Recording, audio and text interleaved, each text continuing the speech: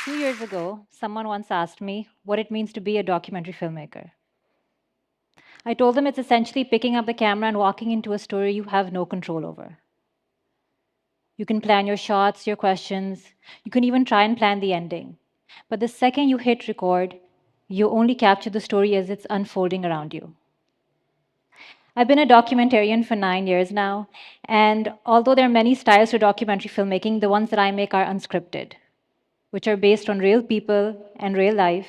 And as we all know, real life doesn't follow any script. At first, the uncertainty behind documentary work, it was daunting. Not knowing what happens next, how your film will end. So to control that, I started mapping out all the possible scenarios before we went into a shoot. I would pre-plan storyboards, decide what happens next. I would plan every angle that I could. I felt that the more I was being able to control the uncertainty, the better the documentary would be. But with time, I started seeing the downside of it. I noticed that interviews started feeling stiff. The real spontaneous moments we started to miss. All because I was too terrified to take a chance. The uncertainty, the thought that if I did, what would happen, it terrified me. It wasn't until my producer sat me down and she told me, she said, if you want to be a documentary filmmaker, you have to make peace with risk and uncertainty, because that's where the story lives. You have to be willing to step into the unknown, because that's the only way you can become a documentary filmmaker. I'll admit it wasn't easy, accepting it. But the second I did, and I stopped fighting with uncertainty, and I started working with it, I made one of the best films I have to date. The thing is, all of us are so terrified of uncertainty. We're terrified of taking a chance. The minute we don't know what's happening next, we freeze. And we tell ourselves we're being practical and we stay where we are, but the truth is, fear is the one that's making the decisions for us. And over the years, I've met so many people who've told me the exact same thing. They've said they wish they could have taken more chances. They said they wish the fear of unknown didn't hold them back for so many years. And what's interesting is that research actually backs this. If we reframe how we see uncertainty, the ability to take chances becomes much, much easier. And honestly, it's more of a mindset shift, how you react when things feel unknown.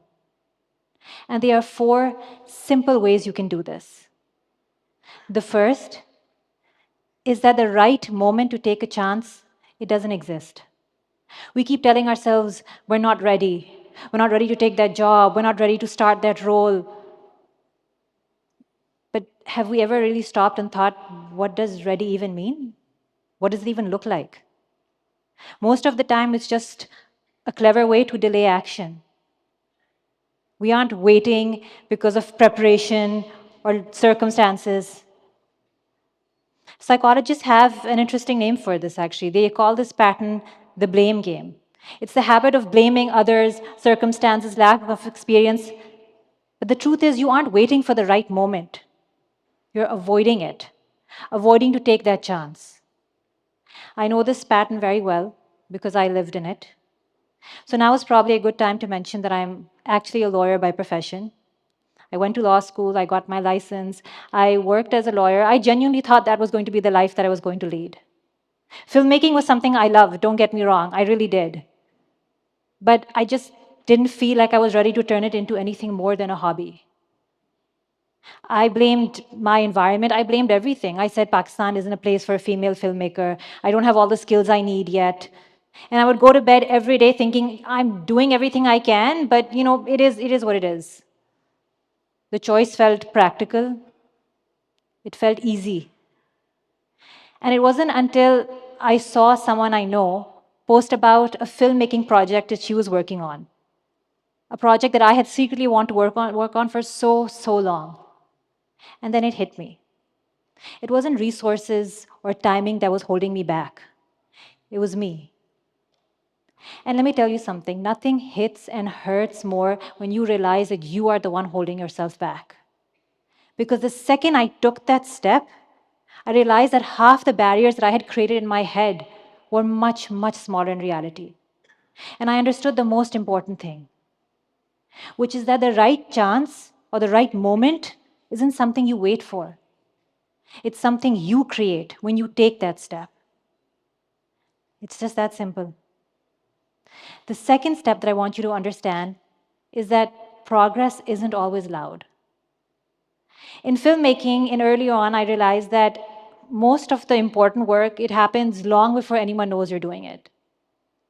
There's actually a saying in the industry, which is that filmmakers do most of the work, the real work, long before anyone knows or sees or hears about it. And it's true, because when we reach the editing stage, no one ever hears about the months of work that we're putting in, the crashes, the re-edits, the times we start from the beginning. You only ever hear about the final film, never the quiet, unseen work that goes behind it.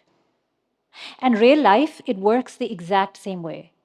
Because when you move in a new direction, the early stages are always quiet.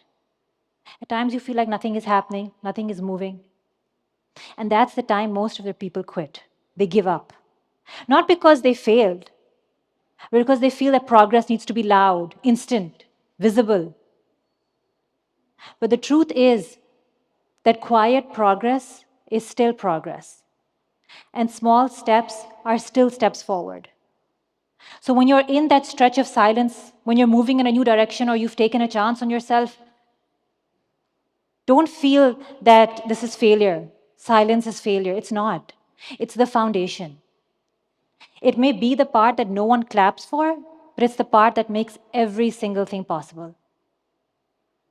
The third step, and now I'm reaching the more important ones, is that treat every opportunity you get as training. So, one of the biggest misconceptions we have when we're moving in a new direction is that we think every opportunity is going to line up neatly in front of us. That's not how it is. The beginning of anything is always messy, it's unpredictable, and you will get a lot of opportunities, but they look nothing like your end goal. That's exactly how I found myself when I left law. I told myself, every opportunity I get from now on, it has to be tied to directing a documentary. Otherwise, what is the point? I left law, I went into filmmaking, it has to be linked to that. So when I got offers for teaching at universities, for developing courses, producing other projects, my first instinct was reject all of them. If it's not directing a documentary, what is the point? I took a step for this. It doesn't make sense to me otherwise. But with time, I learned something that completely reframed how I moved in my career. I learned that there isn't any such thing as a good opportunity and a bad opportunity. They're only just opportunities. And every opportunity trains you for a moment that you don't even know is coming. When I eventually accepted a teaching position, it unexpectedly made me a better filmmaker. I taught a subject that was rooted in global issues, research, evidence. And with time, I realized it became the foundation of how I now develop documentary narratives. Producing taught me something entirely different. It taught me how to adapt, how to lead a team, how to work under pressure. And none of these roles, none of the opportunities looked like filmmaking, but they all trained me for it. And that's what I want you to do. If you reframe how you see opportunity, you'll realize that every skill, every opportunity rather, it adds a skill. And every skill prepares you for something that you don't even know is coming. So that's how you move on when things feel uncertain. You take every task, every skill, and every role, and you prepare yourself and take it as training for a future that you are building for yourself. The last step, and the most important in my opinion, is redefine failure. So the first thing to understand is that there are two types of failures. There's external failure, which is failing an exam, not meeting a requirement. It's objective, measurable, and most important, it's temporary. The other failure, and that's the failure that really holds us back, it's internal. It's the fear of falling short of the expectation that we have for ourselves, or the expectation we think others have for us. That failure, it holds us back. It paralyzes us. It makes us stay in our comfort zone, even if it costs us our dreams, our ambitions, or the future that we really want for ourselves. That's exactly where I found myself when I left law and when I got a very big project that had actually had pretty big executive producers on it. The fear of not getting that right or failing, it was so strong that I almost stepped away from it. Not that I couldn't do it, just the idea of publicly failing, I couldn't bear it. We had some pretty big executive producers on our project, and they had told us that we needed access to interviewing faith healers, documenting spiritual healing, and it's something that you hardly get access, especially over here. It's not easy. So instead of being excited with the opportunity, my first reaction was, what if I mess up and this is it? What if this is the biggest embarrassment? What if I humiliate myself and I never get a project after this? I told myself, I don't think I can do it. I don't think I can take the embarrassment. I don't think I can handle it. But a very wise woman, also known as my mother, she told me, she said, what exactly is holding you back when both the outcomes are going to lead you to somewhere better? She said, you can take the chance, and this might become the best documentary you've ever made. Or you can take the chance and it won't work out. Either way, you will have gained something that you will never have otherwise.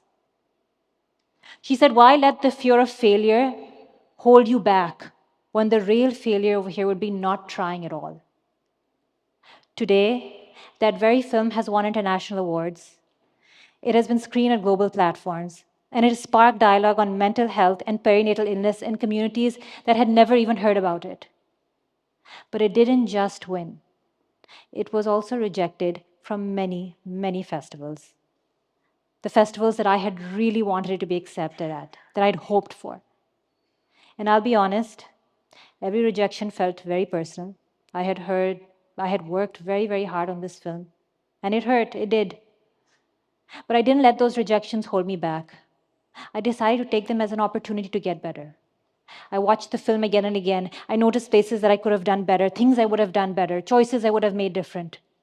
And those are the lessons that made me a better filmmaker. Lessons that I would have never learned had things gone smoothly. It actually reminded me of something Thomas Edison had once said when he failed to make the light bulb. He said, I didn't fail to make the light bulb 1,000 times. I just found 1,000 ways it didn't work. And that's what failure is. It's direction. It's a blueprint for improvement. Because none of the awards, the growth, the impact, none of it would have happened had everything gone perfectly. Because trust me, the successes, they teach you, but the failures teach you far, far more. So if there's one thing I want you all to leave with today, it's this. Taking a chance, it's about trusting the process. You won't always feel that you're ready, but you have to take the first step. Progress won't always be loud, but it's building. Every opportunity you get is training for something bigger. And failure, it's not the opposite of success. It's a step towards it. So when you are standing at that crossroads and you are trying to understand, should I take a chance or should I play it safe? Know this. Trying will always take you forward, and not trying will keep you exactly where you are. So if you want your life to change, you have to take the first uncertain step, because that's how every great story begins. Thank you so much.